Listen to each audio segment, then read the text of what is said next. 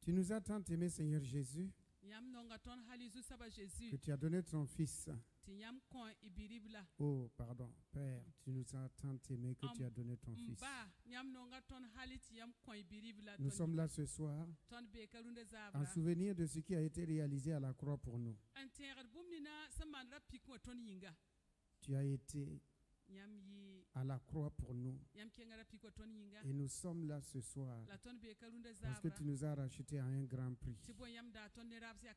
C'est pour cela nous nous attendons à toi pleinement. Béni sois-tu, toi qui nous as sauvés et qui as fait de nous des gens de ta maison. Que toute la gloire soit à toi dans le nom de Jésus. Amen. Amen. Je vous salue dans le précieux nom de Jésus-Christ. Que la grâce, l'amour et la paix soient votre partage en cette soirée. Dans le nom de Jésus-Christ. Amen. Donc, en cette dernière soirée de notre séminaire Pascal, nous terminons ce soir avec pour thème le renversement de l'ordre social. Renversement libéré. Zamana libéré. Renversement de l'ordre social. Vous avez oublié d'ajouter social. Renversement de l'ordre social. Ajouter social. Renversement de l'ordre social. Voilà. Merci. Donc pendant ces 4 soirées, le Saint-Esprit nous a conduits pas à pas afin que nous rentrons pleinement dans la passion de Christ. Et ce soir, nous arrivons à un point, en principe, qui devait être dans la première soirée. C'est dans la soirée de la trahison que l'événement que nous allons partager ce soir s'est déroulé. Partager et mettre aussi en pratique. Depuis l'arrestation de Jésus jusqu'à la croix,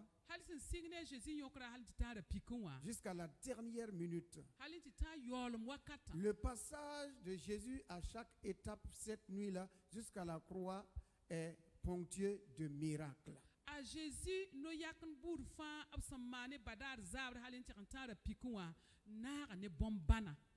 C'est ponctué de miracles.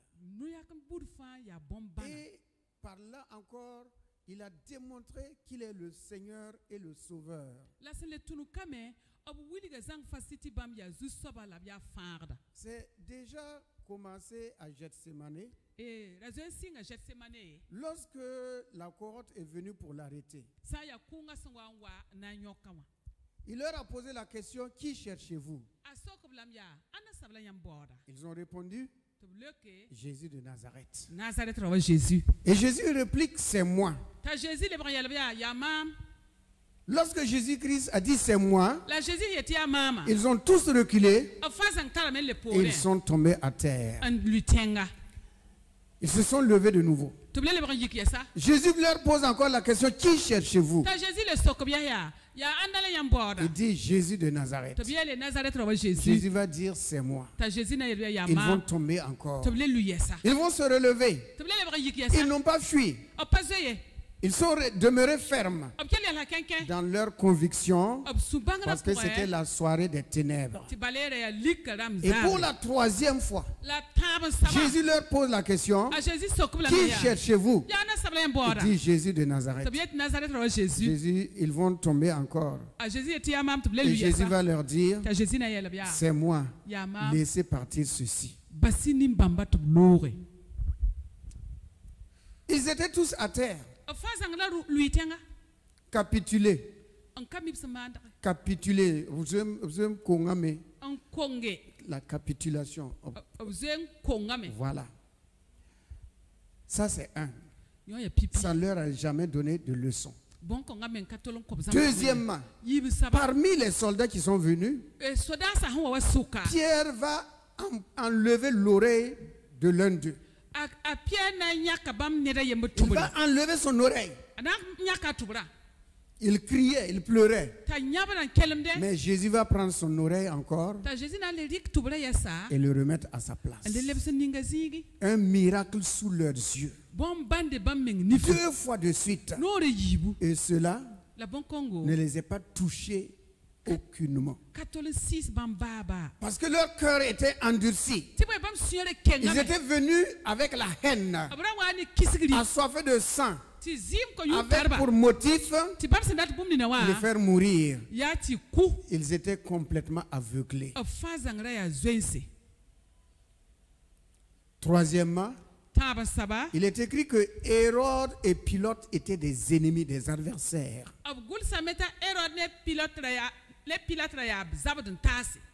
Et cette nuit-là, lorsque Pilate a appris que Jésus venait de la Galilée et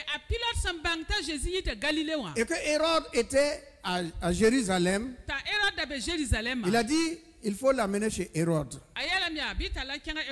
Et lorsqu'on l'a amené chez Hérode, Hérode a voulu que Jésus fasse des miracles devant lui. Il n'a pas été satisfait parce que il n'a pas été satisfait. Et Hérode, comme il n'a pas été satisfait, il a commencé à se moquer de lui. Oh, tu es quel genre de roi? Est-ce que ce sont des habits d'un roi comme ça? Toi, un roi, il le regarde du haut à la tête. Tu n'as rien de roi. Il n'y a rien en toi qui prouve qu'il y a une royauté en toi. Et il dit, ramenez-le chez Pilate. Et la parole de Dieu dit qu'à partir de ce moment-là, Hérode et Pilate, qui étaient des ennemis, ils se sont réconciliés. Partout où Jésus passe, il y a des miracles. Il y a la réconciliation, il y a la transformation, il y a changement. Et ce n'est pas fini. Quatrièmement, on le met face à face avec un brigand. Et on dit qu'on doit choisir entre le brigand et lui. Entre le brigand et lui, de faire le choix. Alors ils ont choisi le brigand. Ils ont dit libérer Barabbas. Et Pilate va poser la question, et votre roi, qu'est-ce qu'il faut que j'en fasse? Il dit crucifiez-le. Là encore, Jésus va mourir à la place d'un brigand. Cinquièmement, à la croix, il y avait un qui était à la droite. Et lui, il a dit, aujourd'hui même, je reconnais que tu es le Messie. Et Jésus va sauver un brigand tout près de la mort. 5 choses. Bien qu'il soit arrêté. Et de Gethsémane jusqu'à la croix. 5 choses qu'il a faites. Alors ce soir, le renversement de l'ordre social. Le changement de l'ordre social. Alléluia. La parole de Dieu nous dit que Jésus a envoyé 2 de ses disciples pour préparer la Pâque.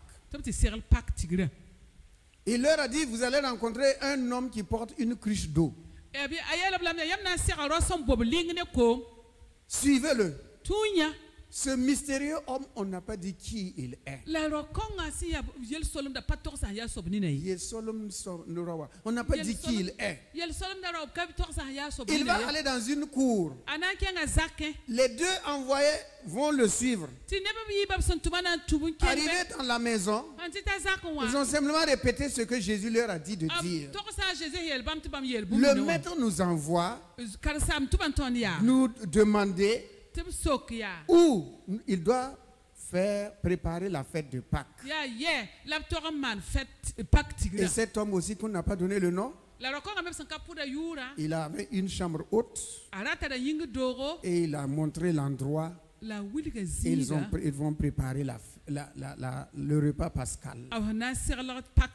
Ils sont montés sur la chambre haute.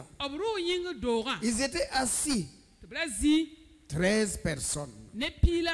13 personnes qui étaient assis pour un repas. Ce n'est pas la première fois qu'ils prennent ce repas. Ça peut être la 3e fois. Mais dans cette soirée-là, tout ne va pas être comme auparavant. Tout ne sera plus comme auparavant. Parce que le but pour lequel Jésus-Christ est venu sur la terre va s'accomplir, va se réaliser. Ce qui va nous amener à voir l'évangile de Jean. Jean nous a raconté ce temps spécialement en dehors des 3 autres. Ce que Jean a raconté est différent, complètement différent de ce que Matthieu, Marc et Luc ont raconté. Du chapitre 13 jusqu'à la fin, particulièrement 13, 14, 15, 16 et 17.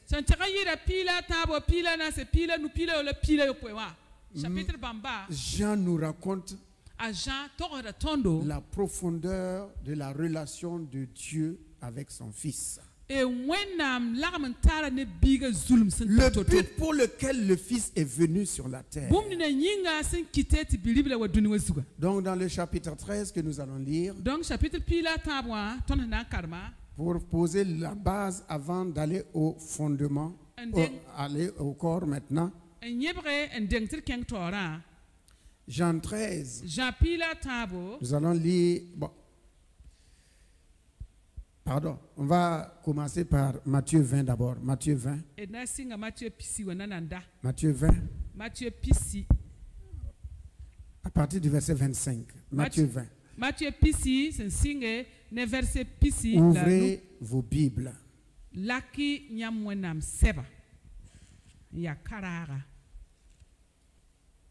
Nous lisons ceci.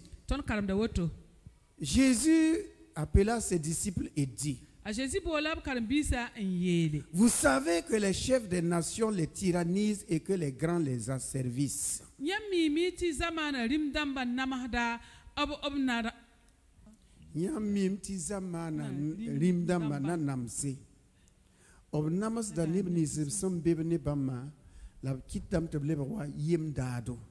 Ok. On passe au verset suivant. Il n'en sera pas de même au milieu de vous. Mais quiconque veut être grand parmi vous, qu'il soit votre serviteur. Et quiconque veut être le premier parmi vous, qu'il soit votre esclave.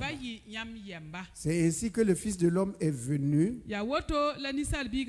non pour être servi, mais pour servir et donner sa vie comme la rançon de plusieurs. Que Dieu bénisse sa sainte et divine parole. Alléluia. Jésus nous montre comment le monde se comporte. Les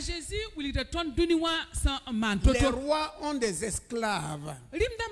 Les rois ont des serviteurs. Et ils servent le roi. Ils sont à la disposition du roi. Ils servent le roi lorsqu'il mange, lorsqu'il voyage, dans tout ce qu'il fait. Il y a toujours des serviteurs. Jésus dit, là c'est le monde. Là, c'est le monde. Mais moi, je suis venu. Alléluia. Avec une autre loi. Une loi nouvelle. Et dans cette loi nouvelle, ce n'est pas le roi qui est servi. Ce n'est pas le chef qui est servi. Ce n'est pas le responsable qui est servi. Non. Au contraire, c'est le chef qui doit servir les autres. Quand les hommes disent que nous sommes des serviteurs de Dieu, les pasteurs disent je suis serviteur de Dieu, les apôtres disent je suis serviteur de Dieu, les hommes disent je suis serviteur de Dieu. Dieu dit non, vous ne me servez pas, hein? C'est moi qui vous sers. Ah, si je ne vous révèle pas, qu'est-ce que vous allez dire? Qu'est-ce que vous allez faire? Jésus lui-même donne l'exemple. Il dit, moi je suis venu pour servir et non pour être servi. Ah, dans les églises, on voit un vrai désordre maintenant. Un vrai désordre. Non seulement on appelle les pasteurs papa, papa, papa, papa. Et même les petits-enfants de 27 ans qui disent que Dieu m'a appelé, un vieillard, une personne âgée de 50 ans, 60 ans va l'appeler papa et lui il va dire oui mon fils. Tu es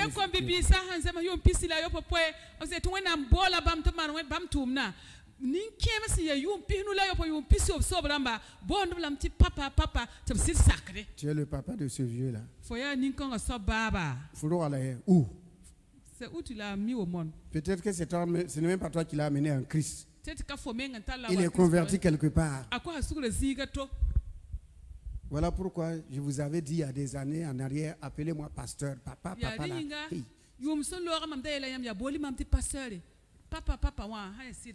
Dieu a dit, vous avez un seul père. Vous avez un seul père. C'est celui qui est là-haut. Papa, papa. Et avec des protocoles. Protocoles. Tabisi, voilà. Des gens qui sont là pour servir. Protocole. Souvent, quand moi je vois c'est les dimanches, je dis, le dimanche, on voit le protocole autour du pasteur. Même s'il va aux toilettes, il ne faut pas lire, allons-y. Même s'il va aux toilettes, on le suit. On le suit, on s'arrête. Okay.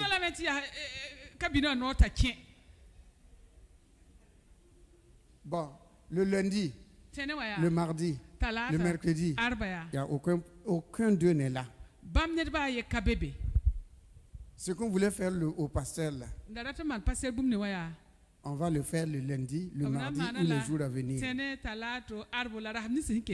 Et puis, si Dieu ne garde pas, vous êtes arrêté à la porte. Le diable ne passe pas par la porte.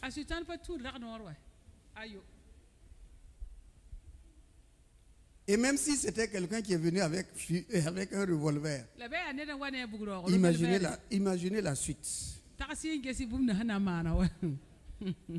Celui qui est arrêté là-bas, là, il va rentrer dedans vite, dire au pasteur, fermez la porte. Ou bien il va détaler et partir. Voyez-vous? Hein? Même porter la Bible, il y a des gens qui portent la Bible. Et il y a des églises où il y a des gens qui sont arrêtés avec des...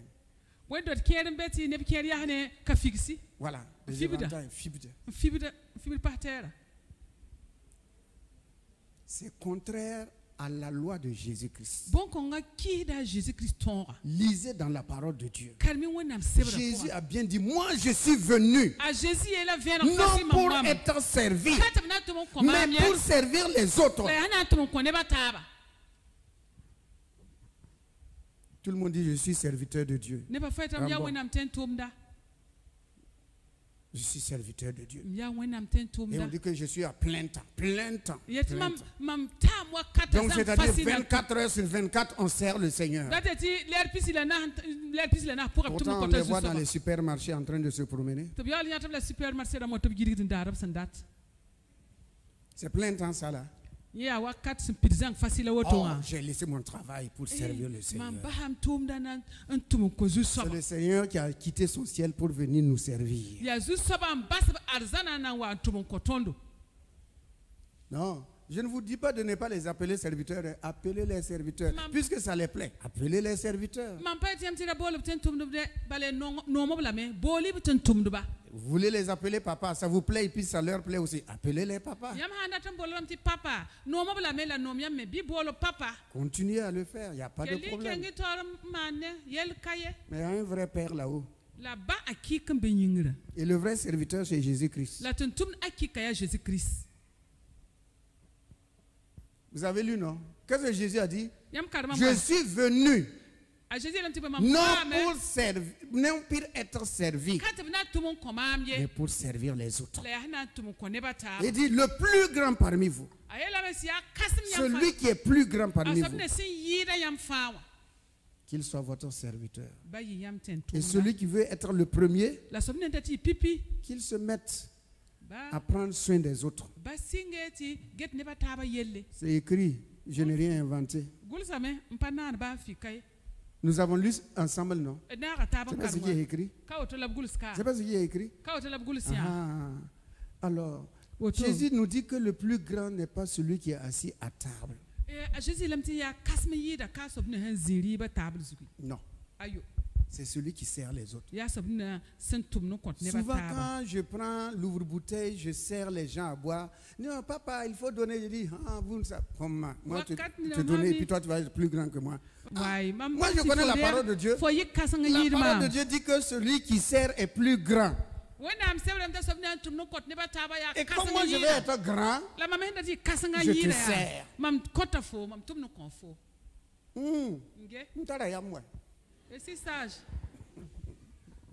Je vous sers. Et je ramasse aussi les bouteilles. Parce que je vais être grand. Hein? Les autres veulent s'asseoir pour qu'on les serve. Je dis, oh, celui qui te sert là, il est plus grand. Celui qui te sert est plus grand. Alléluia. Croyez en Dieu. Croyez en la parole. Donc ce soir-là, la Barang Congo, Zab Congo, ce soir, un autre événement va se passer. Ce qui nous amène dans Jean 13. On va aller rapidement parce qu'on va faire le lavage des pieds. La pratique, Jésus a parlé, il va mettre en pratique ce qu'il a dit. Il va donner l'exemple en tant que modèle. Avant la fête de Pâques, Jésus, sachant que son heure était venue de passer de ce monde au Père, et ayant aimé les siens qui étaient dans le monde, il mit le comble à son amour pour eux. Il va donner la preuve de son amour. L'amour veut des preuves. Et Jésus va donner la preuve.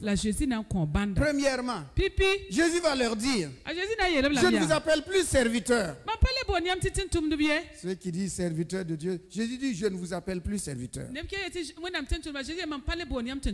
Non.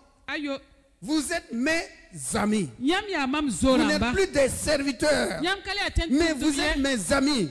Parce que le serviteur ne sait pas ce que le maître fait. Mais l'ami, il sait ce que son ami fait. Donc Jésus dit, je ne vous appelle plus serviteur. Ceux qui veulent s'appeler serviteur, Jésus a dit, je ne vous appelle plus serviteur, mais mes amis. Verset suivant, verset 2. Pendant le souper, Lorsque le diable avait déjà inspiré au cœur de Judas Iscariot, fils de Simon, le dessein de le livrer.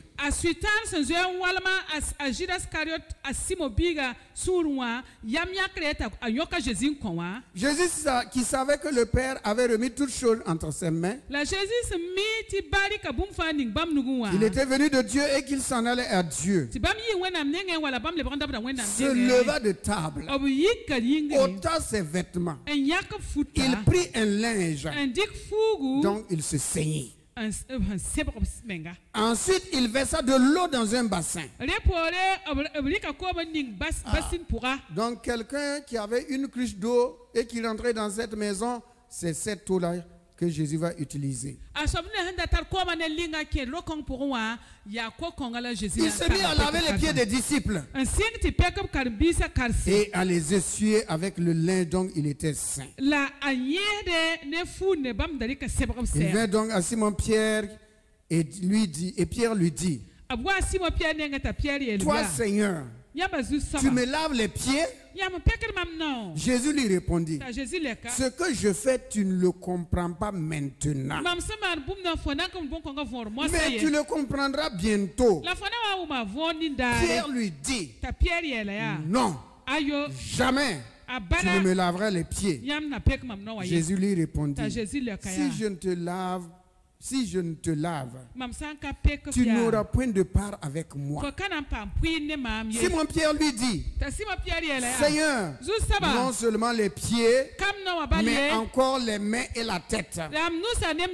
Jésus lui dit, celui qui est lavé n'a pas besoin de se laver les pieds, que de se laver les pieds. Celui qui est lavé n'a besoin que de se laver les pieds.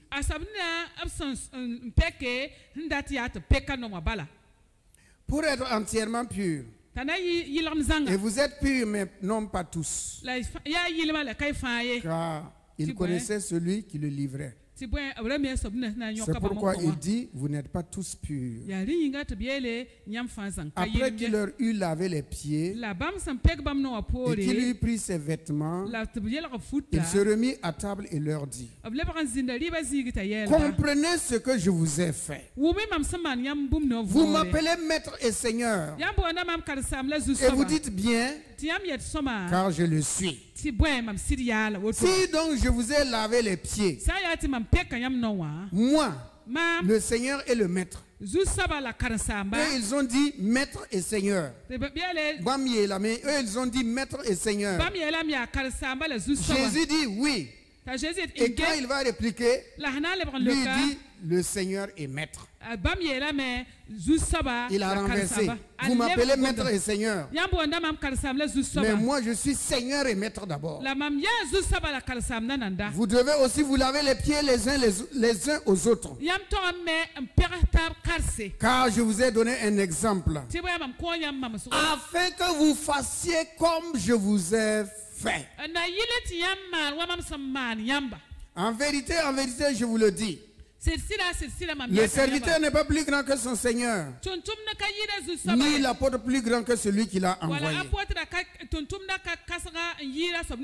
Si vous savez ces choses, vous êtes heureux, pourvu que vous les pratiquiez. Gloire à Dieu.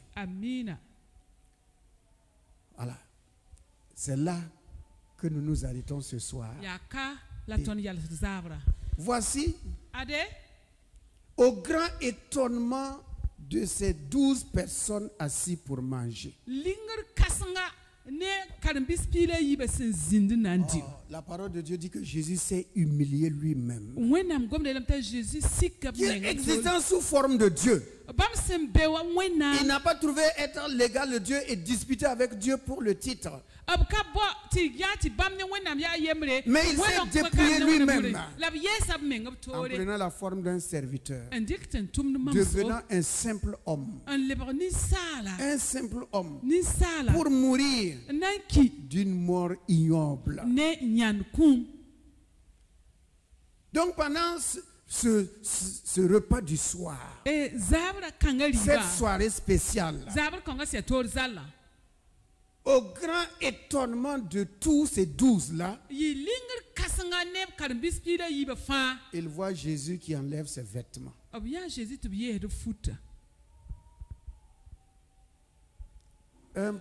Un chef, un patron, un maître, devant ses serviteurs, devant ses élèves, devant ses disciples, il se met à enlever ses vêtements.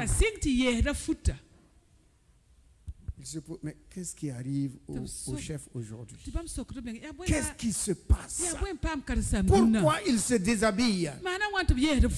Et il va se déshabiller entièrement. Il va se mettre nu devant ses disciples. Un autre homme s'était mis nu et sa femme l'a méprisé. C'était David. Il s'était mis nu et il dansait devant l'arche de l'Éternel. Sa femme Milka l'a regardé et la femme l'a méprisé dans son cœur en lui disant: le roi s'est dénudé aujourd'hui devant ses serviteurs et ses servantes. David va lui répliquer: c'est vrai, je me suis déshabillé devant les serviteurs et les servantes, mais j'ai fait cela devant mon Seigneur. Mais même si je me suis déshabillé, je suis toujours le roi de ses serviteurs et de ses servantes. Mais par rapport à toi et à la famille de ton père, vous avez été rejetés. C'est moi qui règne aujourd'hui. Donc voilà, Jésus, qu'on appelle le fils de David, lui aussi il va se déshabiller devant 12 personnes sans qu'ils ne comprennent grand chose. Ils ne comprennent rien. Qu'est-ce qui lui arrive? Qu'est-ce que le maître veut faire encore? Qu'est-ce que ça signifie encore? Si moi je me mettais à me déshabiller ici, vous allez dire que je suis devenu fou. Kauto. Il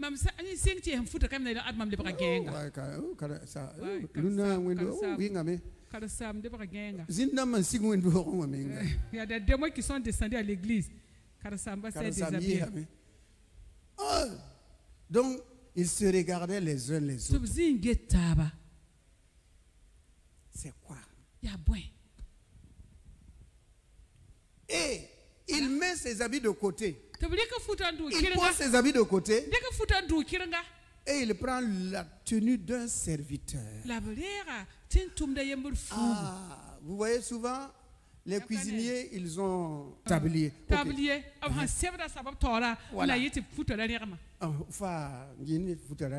Ok. Donc il a porté le tablier. Il dit, mais qu'est-ce qu'il veut préparer? Qu'est-ce que Jésus veut faire avec une serviette qu'il s'est ceint au rein? Ils se regardaient les uns les autres. Et Jésus prend un bassin. Il remplit d'eau. Il vient au premier. Il dit, mets tes pieds ici. Aïe, il n'ose pas faire ça. Non, il ne va pas faire ça. Jésus n'ose pas faire ça. Lui, le maître, lui qui fait les miracles, il ne va pas faire ça. Il ne va pas descendre si bas. Oui, il va descendre si bas. Il se met à genoux. Il prend les pieds du premier. Il était étonné. Il dit, qu'est-ce qui se passe? Il prend ses pieds. Il met dans l'eau. Et il se met à laver les pieds. Dans le temps ancien, les esclaves lavaient les pieds de leur maître. Quand ils reviennent de voyage ou de la ville, ils s'asseyaient. On enlevait leurs chaussures. On amenait de l'eau. Le maître mettait ses pieds dans le bassin. Et l'esclave lavait les pieds pour enlever la poussière. Ensuite les essuyer. Dit non, le maître ne va pas s'abaisser au niveau d'un esclave.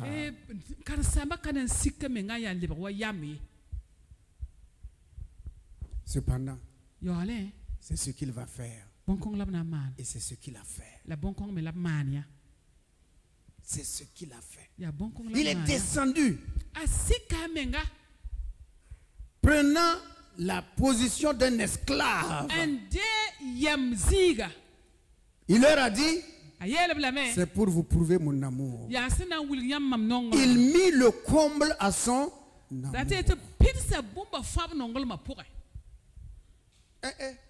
Mes amis, essayez de piétiner le pied de quelqu'un.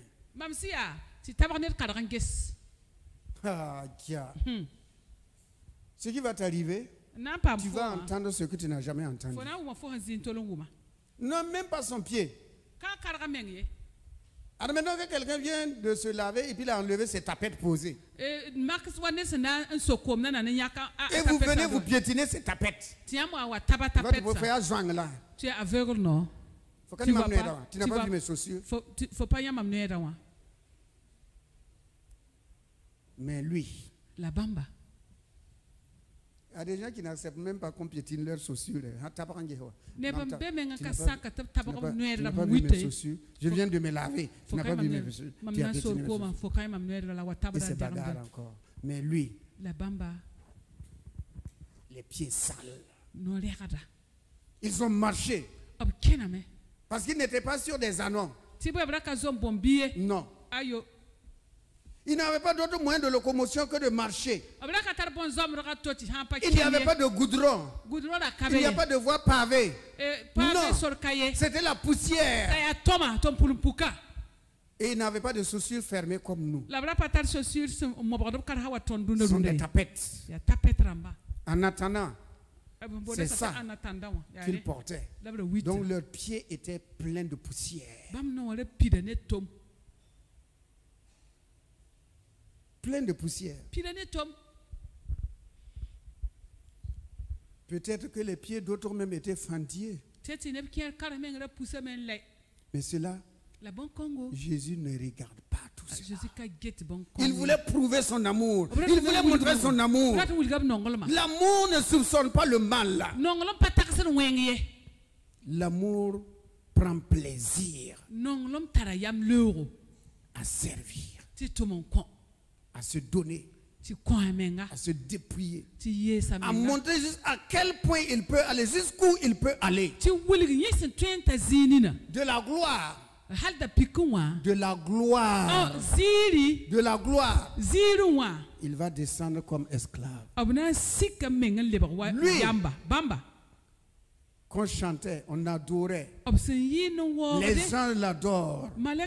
Les 24 vieillards, les 4 êtres vivants, tous l'adoraient. Et tout genou ploie devant lui. Mais le voici, prenant des pieds des hommes. Prenant les pieds des hommes. Des hommes, des pieds remplis de poussière, pleins de poussière. Dans ses mains. Les mains avec lesquelles là, il a fait des miracles. Les mains qu'il va donner à crucifier. Là où il y a la bénédiction, il va prendre ses mains pour nettoyer les pieds des gens qui se querellent pour savoir qui est le premier. Qui est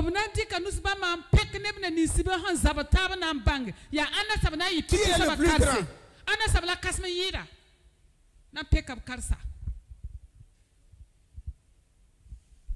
Alors, regardez de quel amour Jésus nous a aimés.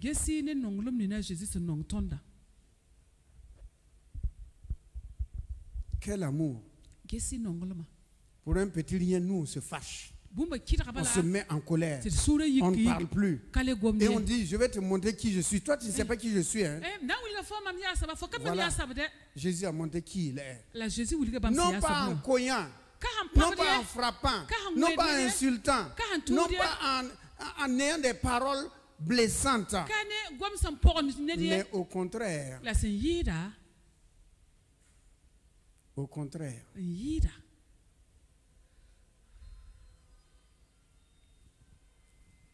Ce qu'il va faire, il dit à Pierre, tu ne comprends pas, tu ne saisis pas. Mais à toi et à moi, il dit, pourvu que vous aussi, vous mettiez cela en pratique. Pourvu que vous mettiez cela en pratique.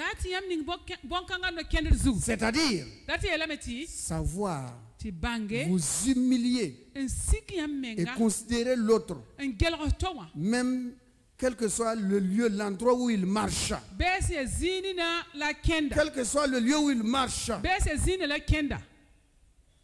que tu ne le condamnes pas. Tu l'amènes à la repentance. Tu l'amènes à la repentance. Et quand vous prenez les pieds de quelqu'un dans vos mains,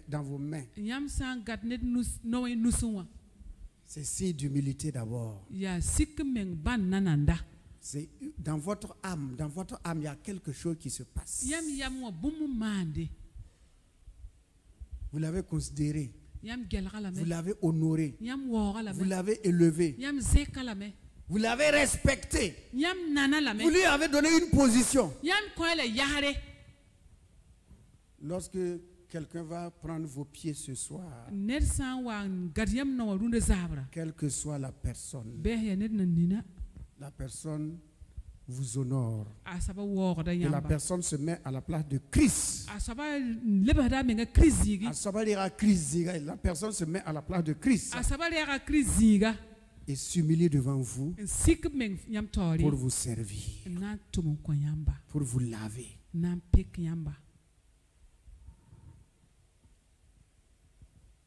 Ce n'est pas une question d'orgueil. Il ne faut pas être comme Pierre. On ne me lave pas les pieds. Non. Jésus dit, si tu n'acceptes pas, tu n'auras pas de part avec moi. L'Église aujourd'hui pratique la Sainte Seine. Mais le lavage des pieds, c'est rare. Pourquoi Jésus a dit, pourvu que vous mettiez cela en pratique. Alors, sans plus tarder, nous allons humilier nos âmes devant le Seigneur et devant nos frères. Je ne vous dis pas de baisser la tête. Et devant nos frères, devant nos sœurs, cette soirée-là, une soirée spéciale, où tous ensemble, nous humilions notre âme devant le Seigneur, en disant au Seigneur, nous sommes petits, nous sommes si petits, Seigneur, nous sommes des créatures, nous sommes des hommes faibles, nous sommes des hommes limités. Souvent, nous avons été orgueilleux. On a pris des positions élevées. Tu nous donnes l'exemple. Mari, femme, enfant, parents. Ce soir, une soirée spéciale. Que ce qu'il y a dans nos âmes, tout ce qu'il y a dans l'âme, que cela s'écoule dans l'eau. À pas comment, que cela reste dans l'eau ce soir.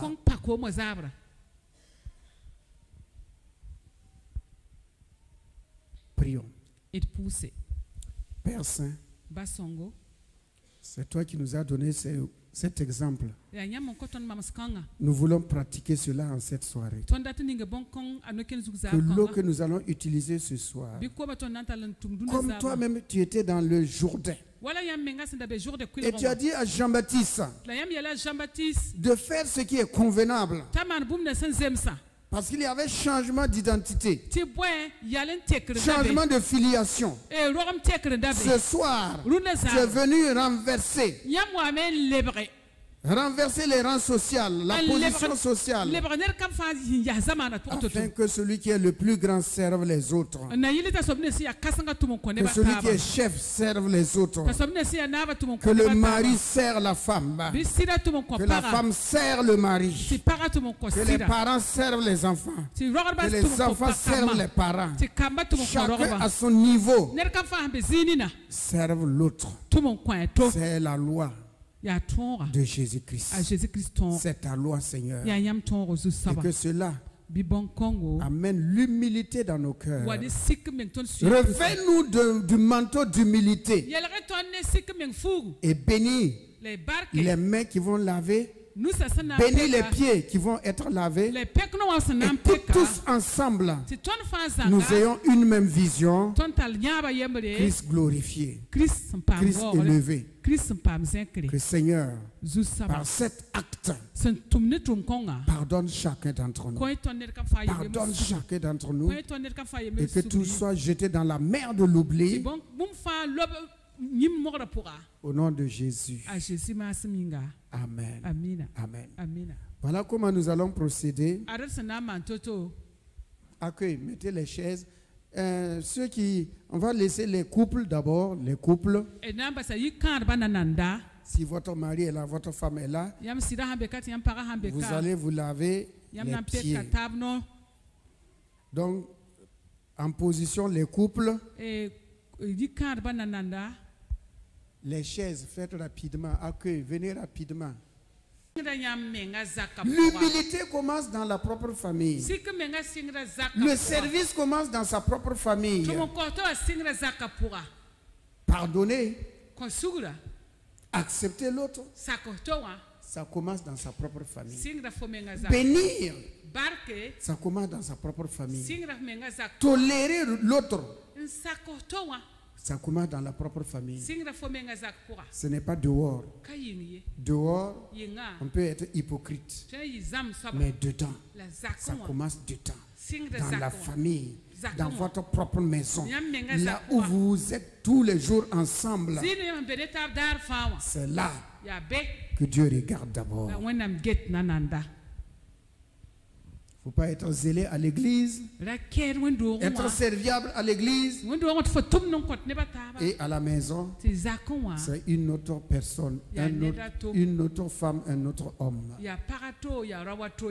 Alors, en attendant demain, un good bureau, hier soir, on s'est arrêté avec Jésus au tombeau.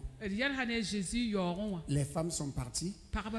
Elles se sont reposées le samedi. Nous aussi, c'est vrai que nous sommes là. Mais on se donne demain le rendez-vous. Comme ces femmes. Elles vont aller dans un tombeau vide. Mais nous savons où nous allons demain matin. Que la grâce de Dieu nous garde et nous protège. Que le Saint-Esprit bénisse chacun et que nos âmes soient dans le repos de Christ. Au nom de Jésus. Amen. Amen. Amen. Amen. Amen.